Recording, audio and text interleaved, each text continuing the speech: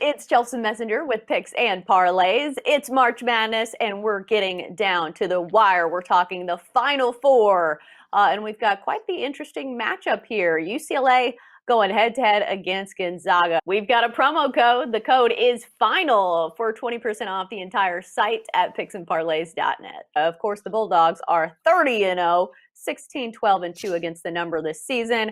And then UCLA 22-9, 17-14 against the number. But obviously the story for UCLA is going from the first four to the Final Four. What a run it's been for the Bruins. But Gonzaga laying 2 touchdowns here, minus 14. Total is 145. Sean Higgs joining us now. Sean, first of all, let's talk about that spread. 14 points in the Final Four. What do you make of that? What I make of it is that's perfectly fine with me. Listen, we had UCLA to start this tournament. Let's go money line with them against Michigan State. We were down on Michigan State. They hadn't played well all year. UCLA, we took the flyer on. Hello, nice win, and here we are, Final Four. But 14's about right for a team that came into the Pac-12 tournament losing 3 straight, and then they lose to Oregon State, and then you beat a Michigan State team in overtime, by the way, that they had to battle back, to force the overtime. BYU, who just on pure athleticism they should have beaten, they did. Then they get Abilene Christian. Okay, I mean, that's a nice freebie for you there. Alabama, they shocked me under the Alabama. Again, you needed OT, and then you pull out a 51-49 win where you actually were losing. You were leading most of the game. You go down late, last second shot, you take the lead, then they miss. This team is not good. It had a nice little run, but let's see who they've played. Gonzaga has beaten teams by 20 points. I said I would lay 20 with Gonzaga against any team in the tournament, but Illinois, Baylor, and probably Michigan. All right, I know Michigan lost. No way is UCLA better than Michigan. You got to win there because Michigan couldn't hit a wide open 3. They couldn't hit a free throw. They won shooting 39%. That ain't going to cut it against Gonzaga, who's going to run outside. They'll run inside at you. This is a good team. 14, 16, 18. I'd lay up to 20 with Gonzaga over anybody.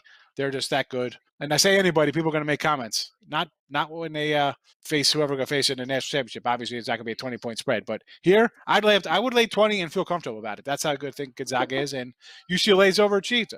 I mean, just look at the scores. Look at the scores for Gonzaga on the season. Nothing's even close. You have one, UCLA's not going to won 27 straight games by double digits. 27 straight games. This isn't Iowa. They're not going to run. This isn't going to be 95-90. UCLA's not running that kind of pace. They don't have it. They don't have the depth to do that. Not happening. Here's also something that I heard about Gonzaga on KenPom, the statistical website for college basketball that they usually make the lines from. Offensively, according to the stats, they're the best team in college basketball in the last 20 years. That's just incredible how good they are offensively when it comes to depth, because they can do it in so many ways. Their starting 5 is obviously, it's got to be the best in college basketball. But that being said, I've doubted UCLA at times. They maybe look stupid against Michigan. I didn't see them winning that one. But Michigan offensively is nowhere in the same wheelhouse as Gonzaga, and nobody is. I think a lot of people thought that USC could maybe hang with Gonzaga just because they're tall, they have the athletes, they were shooting good from behind the arc, but nobody's coming close. How'd that work out? 30. That was like a 30-point. I mean, that game wasn't even close. Creighton's another team. They're gonna, you're getting these points. They could stay close. They could run with them. That's why instead of UCLA was a 9-point dog, these are 14. It doesn't make a difference. These teams, they're in a different stratosphere right now. Right. If they lose by, you're going to lose by 10, and somebody's going to say that's a good call. No, the only way UCLA keeps it within the 2 touchdowns is if Gonzaga doesn't hit 50% of shots, which they do. They hit 55% on the year. They don't force things either. They come down. Here's another thing. 14 points incredible. Seems like a lot, but this is a Gonzaga team that's fully capable of scoring 90 points on any given night. Because when we talk about these big spreads, if you're talking about a low-scoring team, obviously points are at a premium, but that's not the case here with Gonzaga. And let's dive into this total of 145.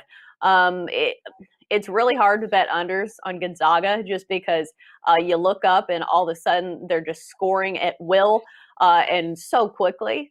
But do you have any leanings on a total? Because obviously it takes 2 teams, to complete the total. I would probably look at the over because, I mean, as we've seen with Gonzaga over USC and Creighton, Oklahoma, they're going to get their 85. That's what they've been kind of getting. So they're going to score in their 85s. They're probably going to get 60. So Gonzaga doesn't seem to pull up at all. Maybe they slow down, but at that point they're already up 20 points. So Right. if you're up 20 points in a game and you're scoring 85, 87, 80, I mean, the other team, that's another thing. The defense actually is pretty good for Gonzaga. They, teams don't score on them. So that's how you win by 20 in every tournament game. So I would lean over just because Gonzaga is going to score.